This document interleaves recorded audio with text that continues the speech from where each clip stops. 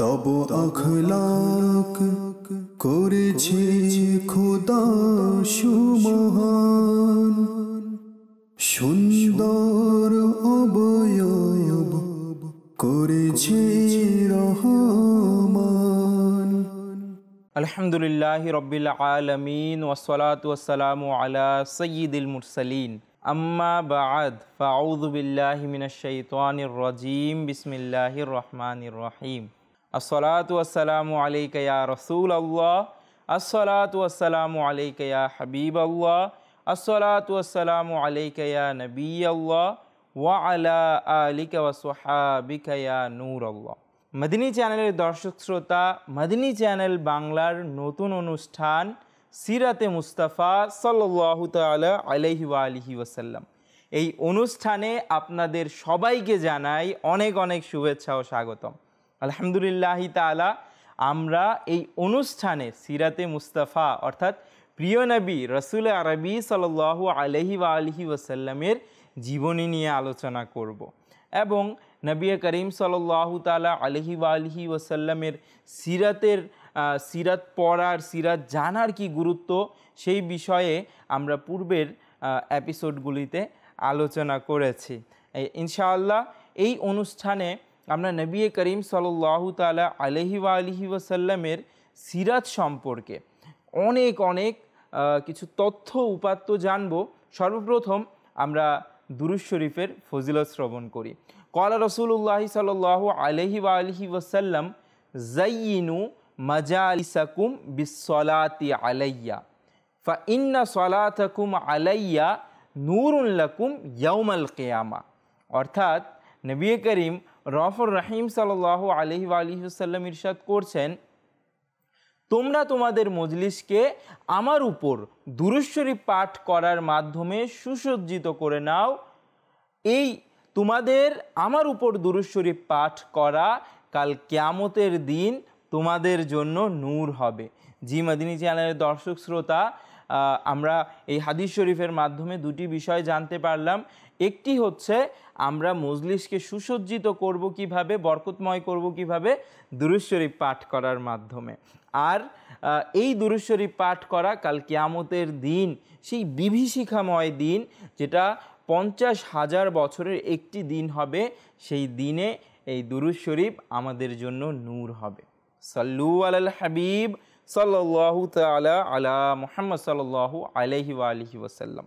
মদিনী চ্যানেলের দর্শক শ্রোতা, এই পর্বে আমরা জানতে পারবো প্রিয় নবী রসুল আরবি সাল্লাল্লাহু তাআলা আলাইহি ওয়া আলিহি ওয়াসাল্লামের বংশমর্যাদা ও পরিচয়। মদিনী চ্যানেলের দর্শক শ্রোতা, রসুল আকরাম সাল্লাল্লাহু তাআলা আলাইহি ওয়া আলিহি ওয়াসাল্লামের পরিবার ও বংশ পরিক্রমা এবং আভিজাত্য দুনিয়ার সকল বংশ থেকে সম্মানিত ও উত্তম।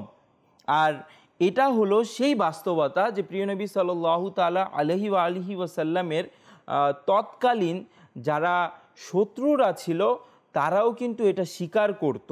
এমনকি যখন হযরত আবু সুফিয়ান তিনি যখন ঈমান আনেননি, যখন তিনি কাফের ছিলেন, বিধর্মী ছিলেন এবং নবী করিম সাল্লাল্লাহু তাআলা আলাইহি ওয়া আলিহি ওয়াসাল্লামের শত্রু ছিলেন, কঠোর শত্রু ছিলেন, তো তিনিও যখন পারস্যের বাদশাহ হারকালের ভরা দরবারে উপস্থিত ছিলেন, তখন নবী করিম সাল্লাল্লাহু আলাইহি ওয়া আলিহি ওয়াসাল্লামের পরিচয় দিতে গিয়ে বলেছিলেন যে হুয়া ফিনা যু নাসাবিন।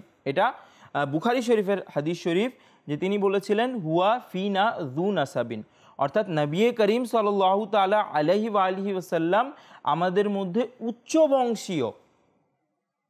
তো নবী করিম সাল্লাল্লাহু তাআলা আলাইহি ওয়া আলিহি ওয়াসাল্লামের বংশমর্যাদা এমন ছিল যে তার শত্রুরাও এটা স্বীকার করত। মুসলিম শরীফের বর্ণনা মতে আল্লাহ পাক হযরত ইসমাঈল আলাইহিস সালামের সন্তানদের মধ্যে কেনানাকে সম্মানিত করেছে। একটা গোত্র কেনানা, সেটাকে সম্মানিত করেছে। তাদের মধ্যে কেনানার মধ্যে কুরাইশকে নির্বাচিত করেছেন এবং কুরাইশের মধ্যে বনি হাশিমকে মনোনীত করেছেন এবং বনি হাশিমের মধ্যে আমাকে, অর্থাৎ নবী করিম সাল্লাল্লাহু আলাইহি ওয়া সাল্লাম বলছেন, নবী করিম সাল্লাল্লাহু আলাইহি সাল্লামকে আল্লাহ তাআলা নির্বাচিত করেছেন। একটি আরবি পংক্তিও রয়েছে নবী করিম সাল্লাল্লাহু তাআলা আলাইহি ওয়া আলিহি ওয়াসাল্লামের বংশমর্যাদা সম্পর্কে, লাহুন নাসবুল আলী ফালাইসা কামিসলিহি হাসিবুন নাসিবুন মুনআমুন মুতাকাররামুন। অর্থাৎ নবী করিম সাল্লাল্লাহু তাআলা আলাইহি ওয়া আলিহি ওয়াসাল্লামের উচ্চ বংশমর্যাদা রয়েছে, তার মতো কেউই এত সম্মানিত, এত মর্যাদা পূর্ণ, এত নিয়ামত প্রাপ্ত নয়। তো এভাবে আরবি শেরের মধ্যেও নবী করিম সাল্লাল্লাহু আলাইহি সাল্লামের বংশমর্যাদার কথা উল্লেখ রয়েছে। নবী করিম সাল্লাল্লাহু তাআলা আলাইহি ওয়া আলিহি ওয়াসাল্লামের যদি আমরা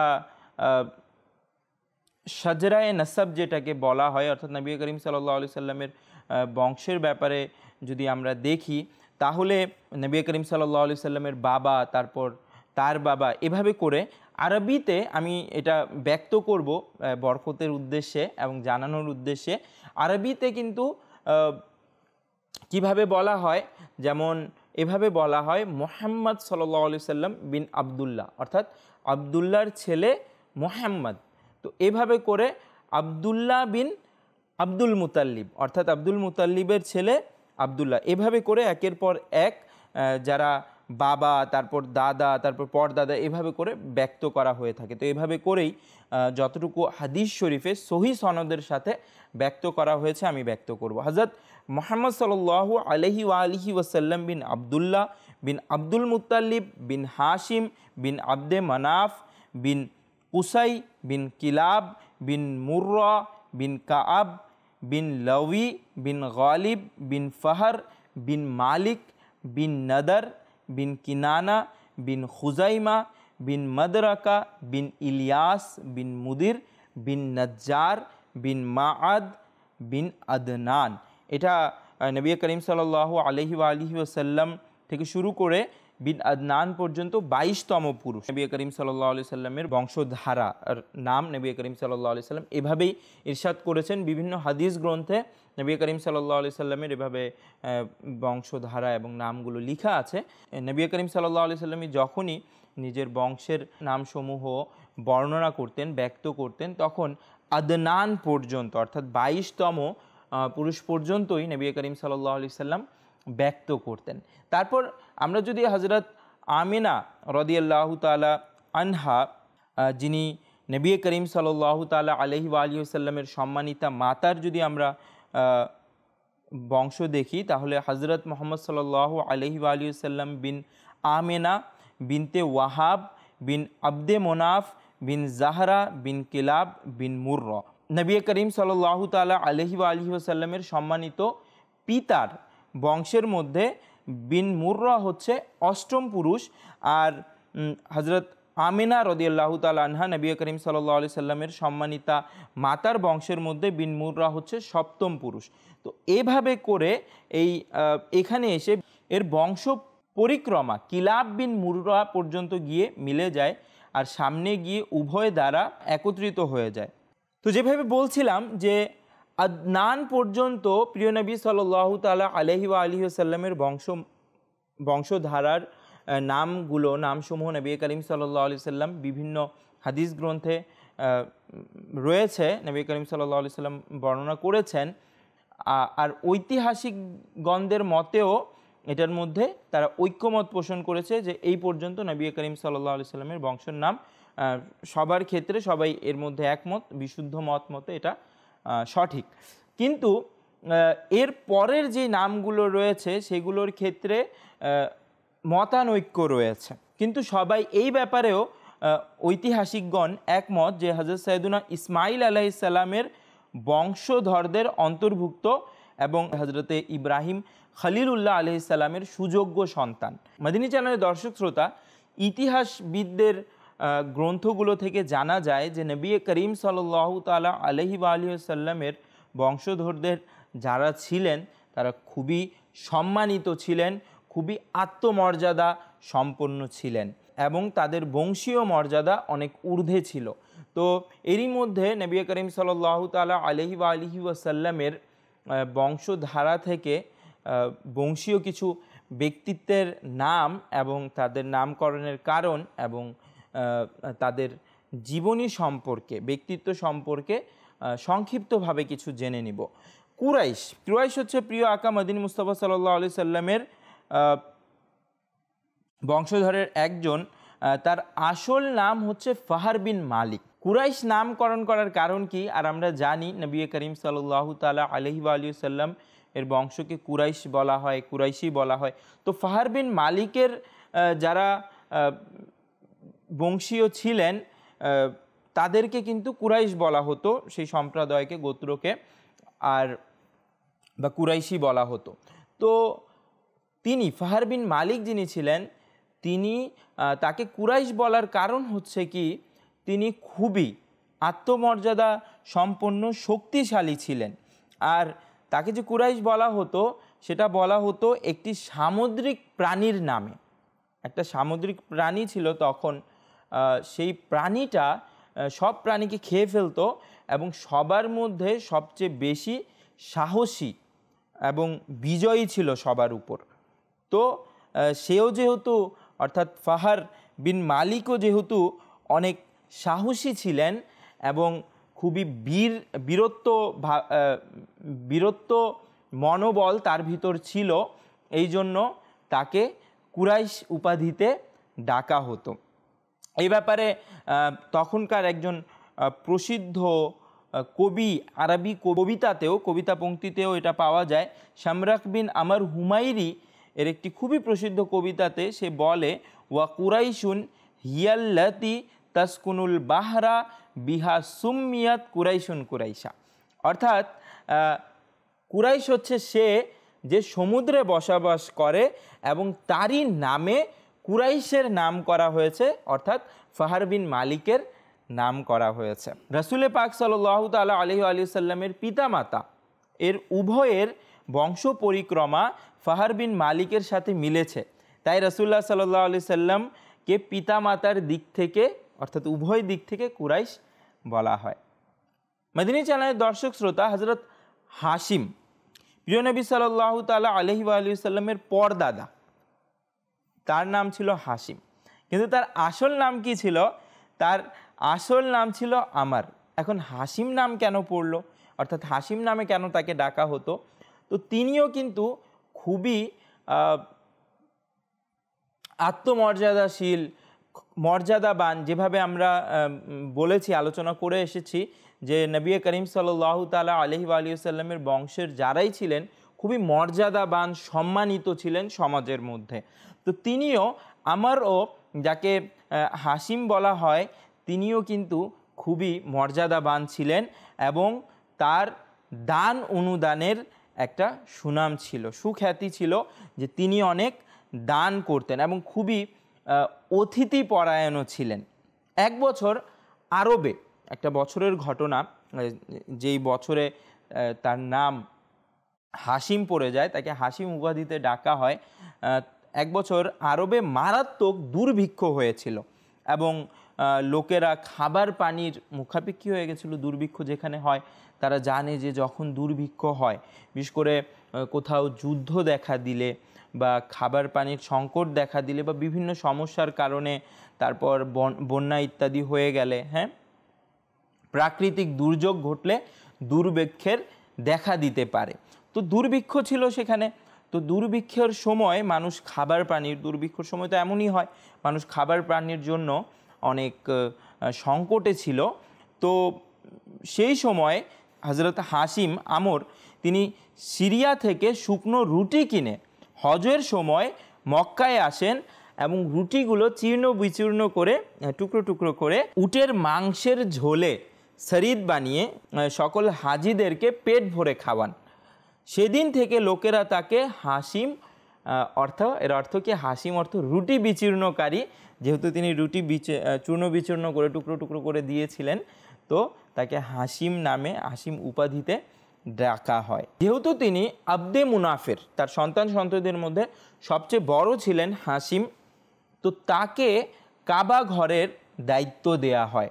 আর এটাও খুবই মর্যাদাবান এবং সম্মানিত একটি কথা বা একটি মর্যাদা, যে নবী করিম সাল্লাল্লাহু তাআলা আলাইহি ওয়া সাল্লামের যারা বংশীয় ছিলেন, তারা কিন্তু কাবা শরীফের দায়িত্বে ছিলেন। তো এটাও নবী করিম সাল্লাল্লাহু তাআলা আলাইহি ওয়া সাল্লামের সম্মানের অন্তর্ভুক্ত, কারণ কাবা শরীফের দায়িত্ব সেকাল থেকে কোনো সাধারণ ব্যক্তির কাছে হয়ে আসেনি, বরং যারাই ছিলেন, যেমন আমরা আম্বিয়ায়ে কেরামদের ব্যাপারে শুনি যারা কাবা শরীফের সাথে সংশ্লিষ্ট অনেকগুলো ঘটনা রয়েছে। তো হুজুর সাল্লাল্লাহু তাআলা আলাইহি ওয়া সাল্লামের যারা বংশীয় ছিলেন তারা কিন্তু কাবা শরীফের দায়িত্বে ছিলেন, মুতাওয়াল্লি ছিলেন। তো তিনি খুবই সুন্দর চেহারার ছিলেন এবং যখন বিবাহের উপযুক্ত হলেন তখন তার বিবাহ খাজরাজ গোত্রের সর্দার আমরের শাহজাদির সাথে সম্পন্ন হয়, যার নাম ছিল সালমা। আর তার সাহেবজাদা আব্দুল মুত্তালিব মদিনাতেই জন্মগ্রহণ করেন। তো আব্দুল মুত্তালিবকে আমরা সবাই জানি যে আব্দুল মুত্তালিব হচ্ছে নবী করিম সাল্লাল্লাহু তাআলা আলাইহি ওয়া সাল্লামের দাদা যান। তো তিনি মদিনা শরীফে জন্মগ্রহণ করেন। যেহেতু হাশিম 25 বছর বয়সে সিরিয়ার রাস্তায় গাজা নামক স্থানে ইন্তেকাল করেন, তাই আব্দুল মুতাল্লিব মদিনা মুনাওয়ারাতেই নিজের নানা বাড়িতে লালিত পালিত হন এবং যখন 7 বা 8 বছর বয়স হয়ে গেল তখন মক্কায় এসে নিজের পরিবারের সাথে থাকতে লাগলেন। আব্দুল মুতাল্লিব রাদিয়াল্লাহু তাআলা আনহু এর আসল নাম হলো শায়বা। তিনি খুবই নেককার এবং আবিদ ছিলেন, খুবই ক্ষুধাভীরু ছিলেন। তিনি একত্ববাদী ছিলেন, এক খোদাতে আল্লাহ তাআলাতে বিশ্বাসী ছিলেন। তিনি কি করতেন? তিনি খাবার পানি নিয়ে হেরা গুহায় চলে যেতেন, সেখানে গিয়ে আল্লাহ তাআলার ইবাদত করতেন।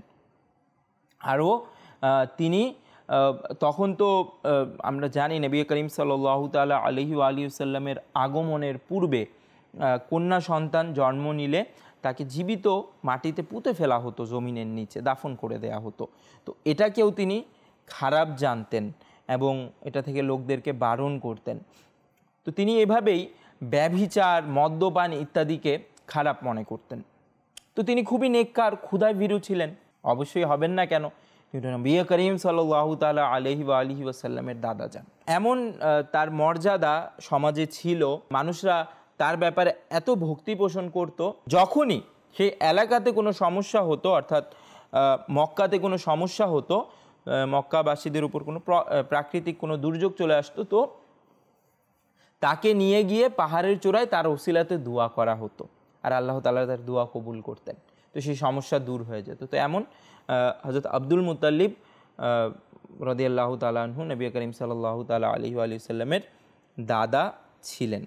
আর আসহাবে ফিলের যেটা আমরা ঘটনা শুনি, হস্তি বাহিনীর ঘটনা, যেটা সূরা ফিলের মধ্যে যেটার বর্ণনা করা হয়েছে, যে কাবা শরীফে মাআযাল্লাহ তাআলা হামলা করার জন্য সৈন্য ইত্যাদি নিয়ে বাদশাহ আবরাহা, ইয়ামানের বাদশাহ আসতে শুরু করে এবং আল্লাহ তাআলা তার সৈন্যদেরকে ধ্বংস করে দেন আবাবিল পাখির মাধ্যমে। এই যে ঘটনা যেটা কিছুটা বললাম, তো এই ঘটনা কিন্তু হযরত আব্দুল মুত্তালিব এর সময়ই ঘটেছিল। আর তিনি 120 বছর বয়সে ইন্তেকাল করেন হযরত আব্দুল মুত্তালিব। আর তার আরেক এটাই ছিল যে তিনি মুতঈমুত তায়র তাকে বলা হতো, অর্থাৎ পাখিদেরকে খাবার প্রদানকারী, যে তিনি পাখিদেরকে খুবই খাবার খাওয়াতেন। তো আমরা যাদেরই ব্যাপারে শুনছি, নবী করিম সাল্লাল্লাহু তাআলা আলাইহি ওয়া সাল্লামের এর যারা বংশীয় ছিলেন তারা সবাই কিন্তু খুবই সম্মানিত আর মহত্ব মর্যাদাপূর্ণ ছিলেন। হযরত আব্দুল মুত্তালিবের শাহজাদা ছিলেন হযরত আব্দুল্লাহ রাদিয়াল্লাহু তাআলা আনহু, যিনি নবী করিম সাল্লাল্লাহু তাআলা আলাইহি ওয়া সাল্লামের সম্মানিত পিতা। তো নবী করিম সাল্লাল্লাহু তাআলা আলাইহি ওয়া সাল্লামের সম্মানিত পিতাও খুবই মর্যাদাপূর্ণ এবং সমাজে সম্মানিত ছিলেন। যেহেতু তার কপালে নূরে মুহাম্মাদি সাল্লাল্লাহু আলাইহি ওয়া সাল্লাম, নবী করিম সাল্লাল্লাহু আলাইহি সাল্লামের নূর ছিল, তো তিনি খুবই সুন্দর যুবক ছিলেন, দেখতে খুবই সুন্দর যুবক ছিলেন।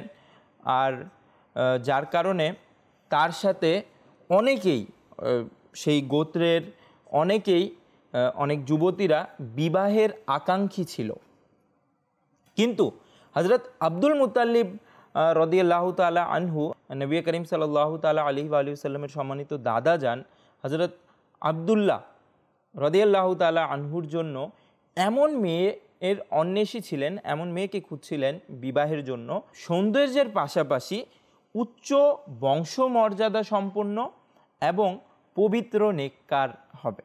যেহেতু হজরত আবদুল্লাহ রাদিয়াল্লাহু তাআলা আনহুর মধ্যে এমন কিছু নিদর্শন পাওয়া যেত যেগুলো থেকে এটা ইহুদিরা অনুধাবন করতে পারলো, বুঝতে পারলো, জানতে পারলো যে তিনিই হচ্ছেন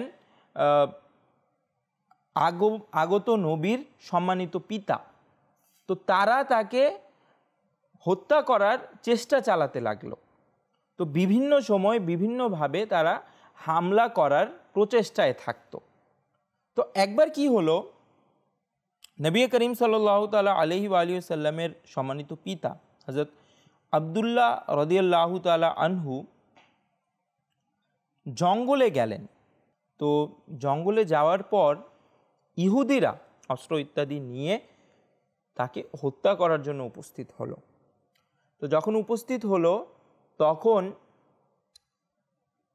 হযরত আবদুল্লাহ রাদিয়াল্লাহু তাআলা আনহু এমন কিছু প্রাণী দেখতে পেলেন, এমন কিছু ব্যক্তিবর্গের উপস্থিতি দেখতে পেলেন যাদেরকে এই পৃথিবীর বলে মনে হয় না।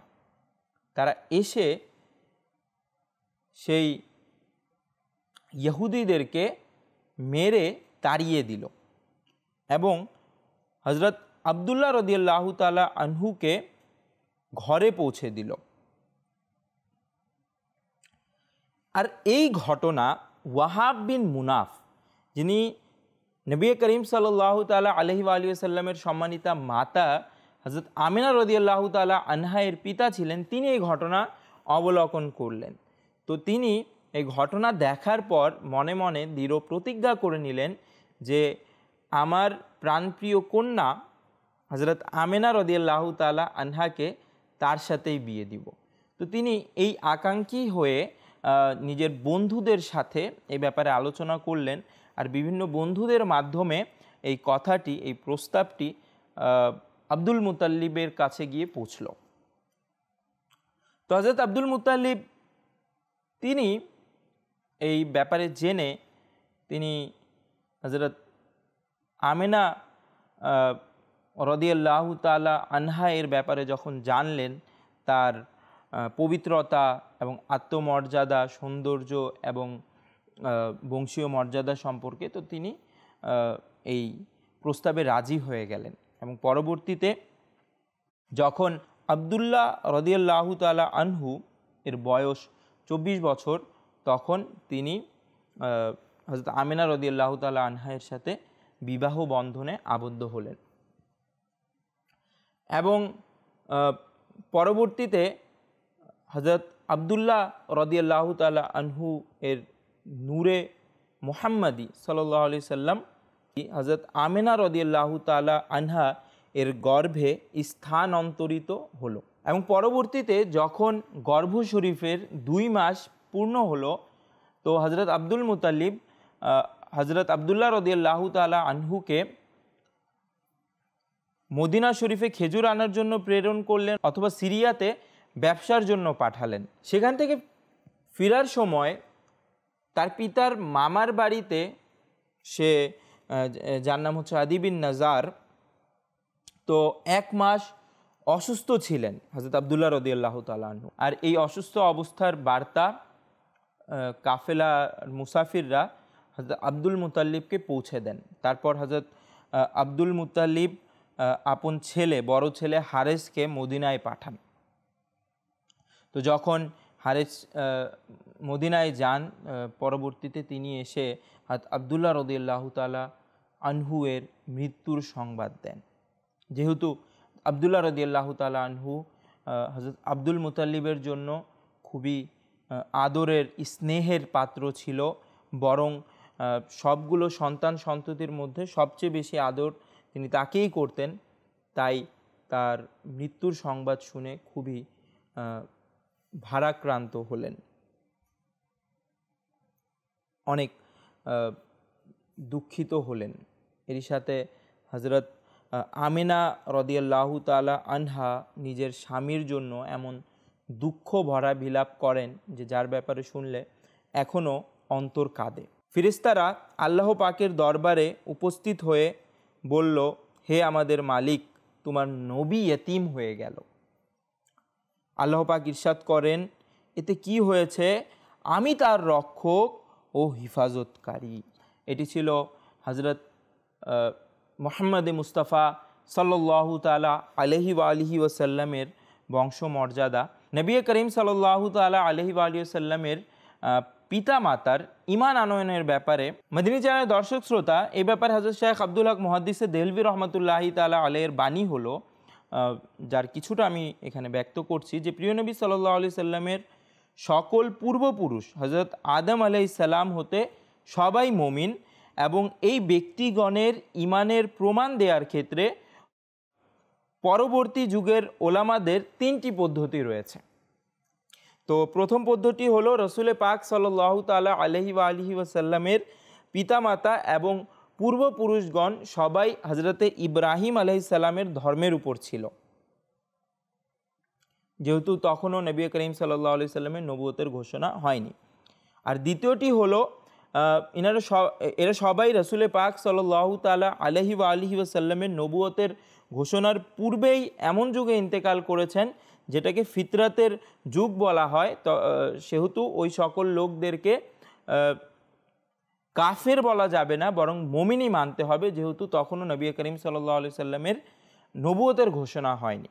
আর তৃতীয়টি হলো আল্লাহ পাক তাদেরকে পুনরায় জীবিত করে ঈমান আনার সুযোগ করে দিয়েছিলেন, যার কারণে তারা ঈমানদার এবং মুমিন রাদিয়াল্লাহু তাআলা আনহুমা। মদিনী চ্যানেলের দর্শক শ্রোতা, আজকের অনুষ্ঠানে আমরা বিভিন্ন বিষয় সম্পর্কে জানতে পারলাম। নবী করিম সাল্লাল্লাহু তাআলা আলাইহি ওয়া আলিহি ওয়াসাল্লামের বংশমর্যাদা, বংশ পরিচয়, মাতা পিতার বংশ পরিচয়, আর এরই সাথে নবী করিম সাল্লাল্লাহু তাআলা আলাইহি ওয়া আলিহি ওয়াসাল্লামের বংশের বিভিন্ন ব্যক্তিত্বের সামাজিক মর্যাদা কেমন ছিল, কেমন আত্মমর্যাদা তারা বহন করতেন, সেই ব্যাপারেও আজ আমরা জানতে পারলাম। ইনশাআল্লাহ তাআলা আগামী অনুষ্ঠানেও নবী করিম সাল্লাল্লাহু তাআলা আলাইহি ওয়া আলিহি ওয়াসাল্লামের জন্ম এবং সেটাকে কেন্দ্র করে ঘটে যাওয়া অনেকগুলো অলৌকিক বিষয় সম্পর্কেও ইনশাআল্লাহ তাআলা আলোচনা করব। তাই আগামী অনুষ্ঠান দেখার আমন্ত্রণ জানিয়ে বিদায় নিচ্ছি।